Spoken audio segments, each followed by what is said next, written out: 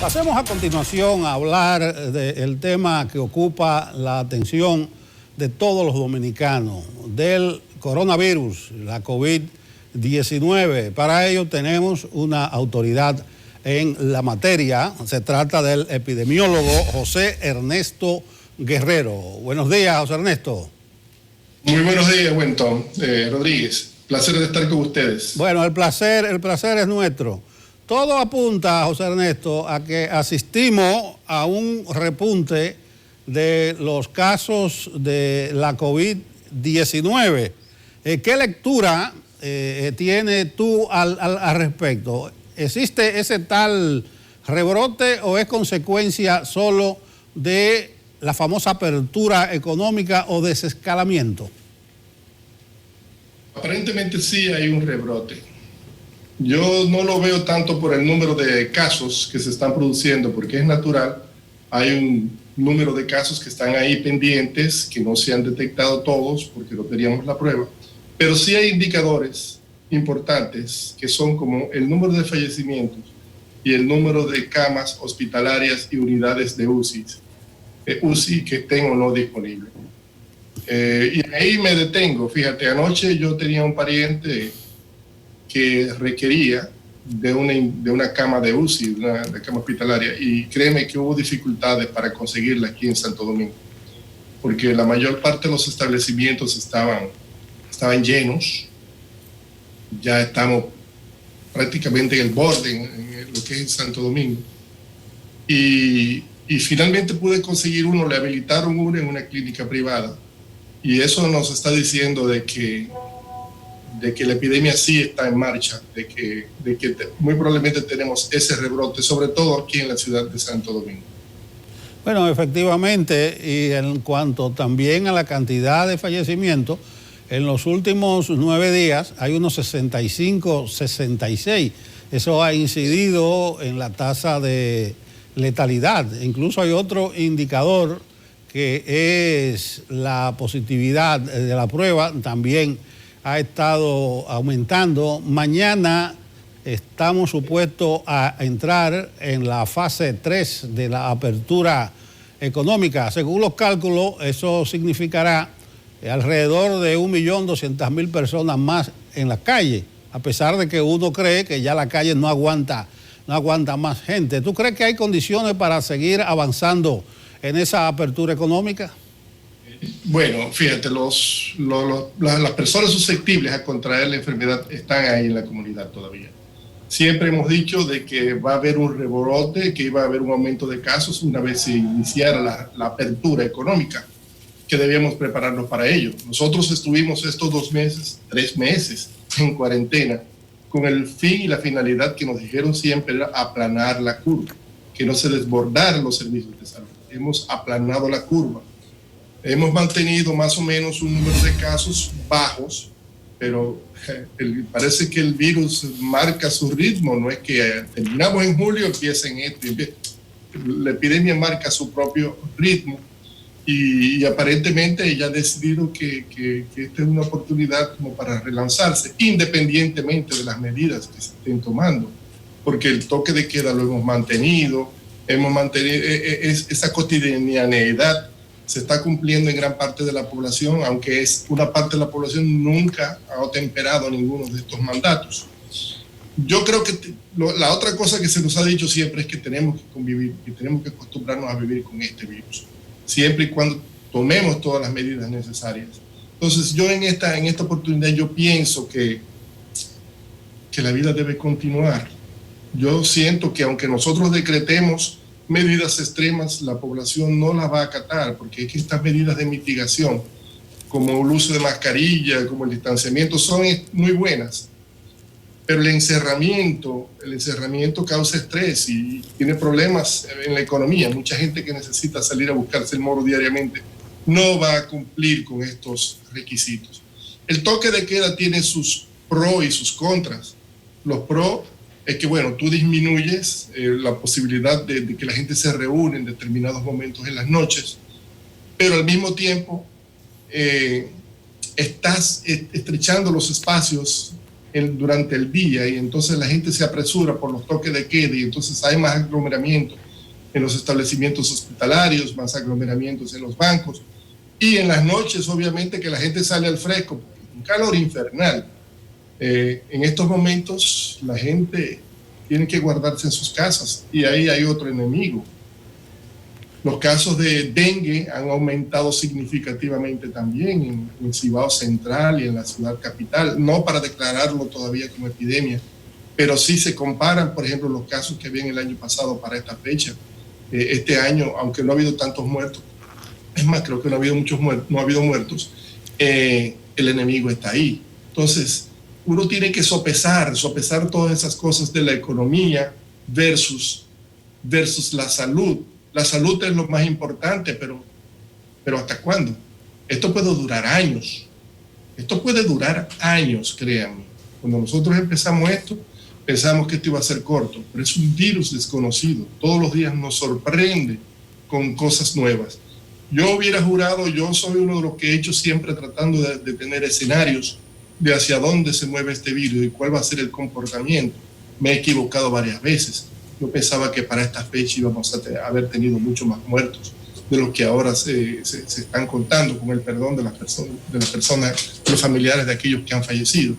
Pero pensaba que iban a haber muchos más y la epidemia no se comportó así.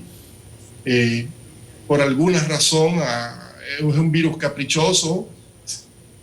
Todavía hay personas jóvenes que no tienen ninguna otra patología y sin embargo están padeciendo con problemas graves. Yo creo que uno de los grandes desafíos para nosotros, el más importante desafío para nosotros que nos diferencia de los demás países en cuándo elegir eso, o no esa apertura, está en el tiempo de cuarentena que han pasado las personas y las elecciones. La gente quiere elecciones. Hay un gobierno nuevo que deberá tomar efecto, instalarse este año.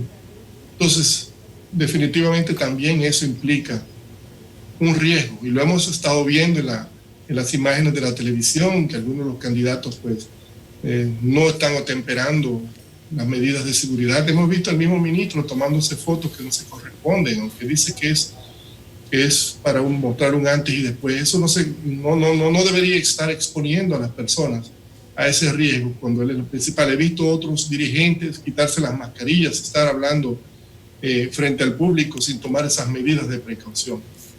Cuando usted habla de que la vida continúa, se está situando en la corriente del pensamiento que dice que hay que aprender a convivir con el coronavirus porque llegó para quedarse.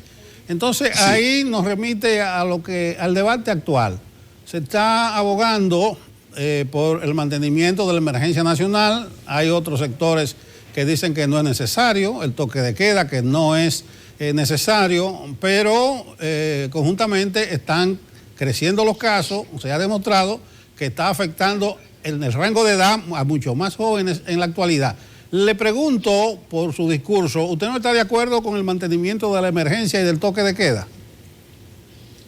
Yo creo que ya hemos tenido tiempo para evaluar el impacto del toque de queda. Un joven deambulante en la calle, al aire libre, tiene mucho menos riesgo que estar en una fila del supermercado 2 o 3 horas. Yo creo que si se consideran las medidas que hemos estado evaluando, alguien dice, bueno, es que los bares y los restaurantes van a querer abrir. Por medidas sanitarias, usted puede imponer los controles en esos establecimientos que vayan o no a abrir en una tercera fase al momento que se decida. Yo creo que no es necesario en estos momentos seguir con el toque de queda, créanme. Sí insistir en que hay que seguir tomando las medidas de mitigación. Y yo diría que el gobierno tiene que fortalecer las medidas de contención. No todo lo podemos cargar a la población, de que usted tiene que usar mascarilla, usted tiene que mantener una distancia. Si usted no lo hace, esto nos va a llevar el diablo. Yo creo que también las autoridades tienen una deuda pendiente. Tienen una deuda pendiente porque hay medidas de contención que no se están aplicando del todo. Una de ellas es la disponibilidad de pruebas. Usted me dirá, bueno, es que los suplidores, que no esto, eso eran medidas previsibles, sabía que esto iba a venir. Desde hace meses estamos lidiando con el mismo tema. No podemos seguir esperando donaciones. Tenemos que salir a buscar esos equipos. Si la Roche no nos está suministrando los reactivos, hay que salirlos a buscar en cualquier otra parte. Digo esto porque, por ejemplo, una fundación hace una encuesta en uno de los barrios de la capital y encuentra 100 personas con PSR positivo. Eso quiere decir que esas personas estaban cursándole a la enfermedad, estaban en fase de mucha transmisibilidad, que podían estar transmitiendo.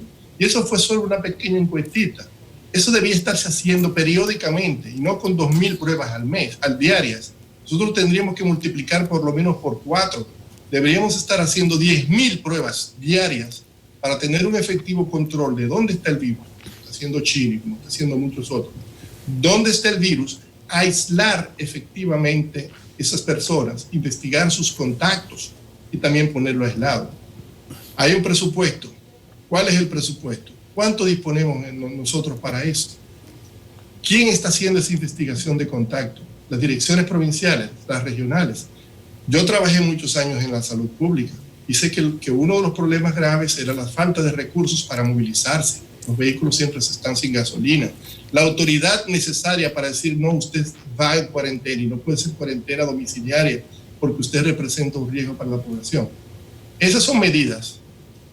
Aparte de imponer, por ejemplo, toque de queda, y aparte de imponer, por ejemplo, otras medidas restrictivas como el vuelo y otras cosas más, que deberán hacerse paulatinamente, pero concomitantemente, yo creo que hay que exigirle al gobierno que tiene que hacer, o a las autoridades que tienen que hacer esas acciones.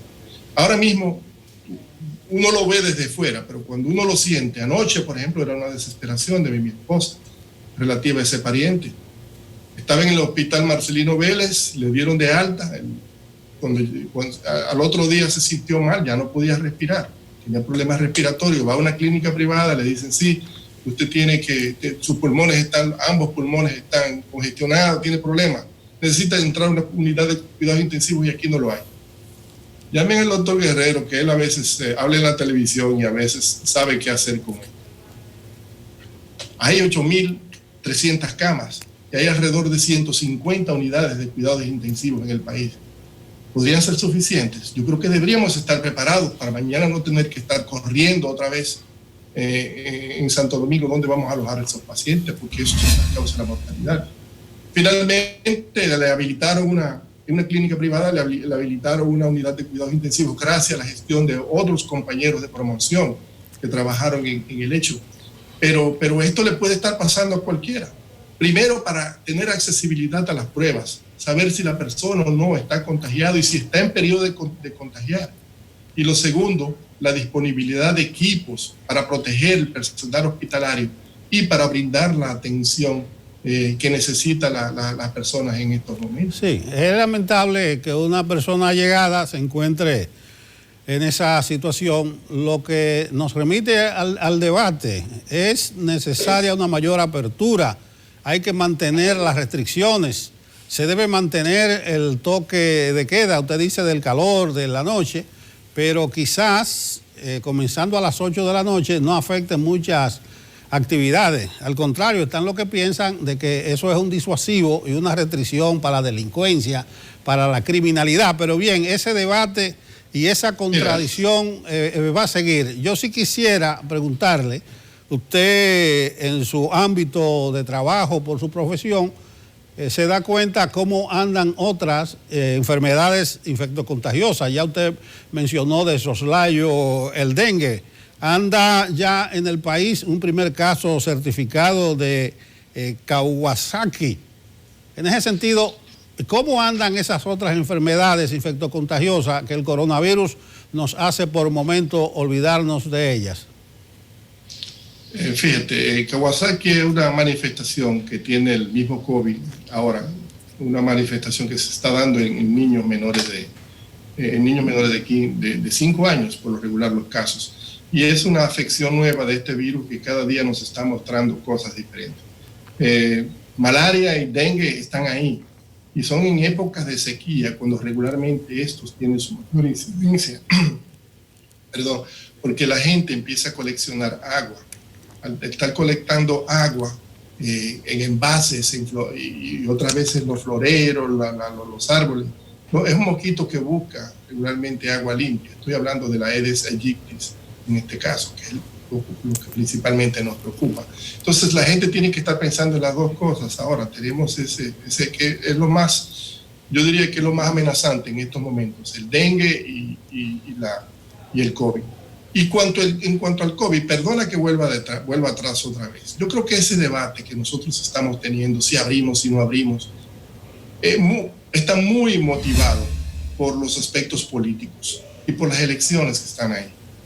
Yo creo que parte de eso se puede, o se puede, vamos a ver, reducir ese impacto si de inicio también hubiésemos tenido una comisión que fuese multidisciplinaria, que estuvieran representados diferentes sectores de la sociedad, que tuvieran alguna gente, inclusive de la oposición, que tiene buenos profesionales, estuviesen representados allí, y que estas decisiones se hubiesen tomado de manera conjunta. Lo digo porque hay un recelo de ambas partes y desconfianza. Tenemos un ministro de salud que de inicio la gente le sigue porque, bueno, la gente está buscando quién le guíe, pero el ministro también es una figura política. Hay otros técnicos buenos que están ahí que debieron tomar la palabra hace tiempo y explicarnos a nosotros en los términos científicos también cuáles son los diferentes escenarios, cuáles son las encuestas, cuáles son los resultados de esas encuestas para triangular la enfermedad y ver dónde está el COVID.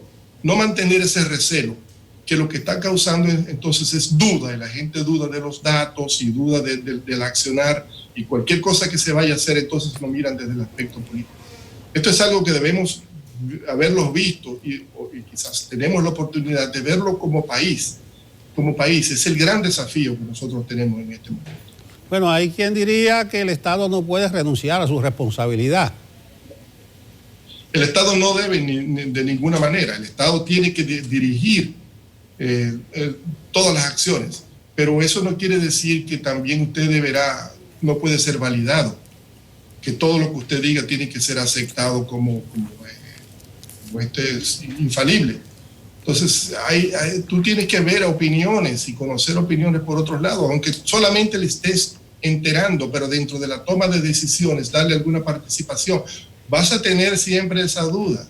La gente va a estar dudando por estas elecciones. Si no tuviéramos este periodo eleccionario, fuese mucho más fácil para nosotros cursar esta epidemia como la están cursando los otros países de Centroamérica, como la está cursando algunos otros países donde no ha impactado tanto, porque impacto ha tenido en Brasil, ha tenido Chile, Perú, Guayas, pero casos, por ejemplo, como el de Haití, como Costa Rica, ha mantenido niveles bajos. Si tú me dices, vamos a medir por la letalidad, todos esos números, indicadores que nosotros tenemos, suele decirse el milagro dominicano, mantenemos la letalidad en 2.6, pero los haitianos la tienen en 1.7.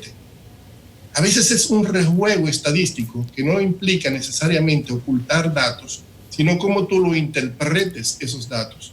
Entonces, esa interpretación tiene que hacerse de conjunto para analizar. Yo la oportunidad que le daría es esos técnicos que están ahí. Yo veo un joven Amador Báez, que cada vez que lo escucho me parece bien y da las explicaciones claras. Yo creo que es el momento de empezar a hacer algunos cambios. Hemos llegado hasta aquí, lo hemos hecho relativamente bien.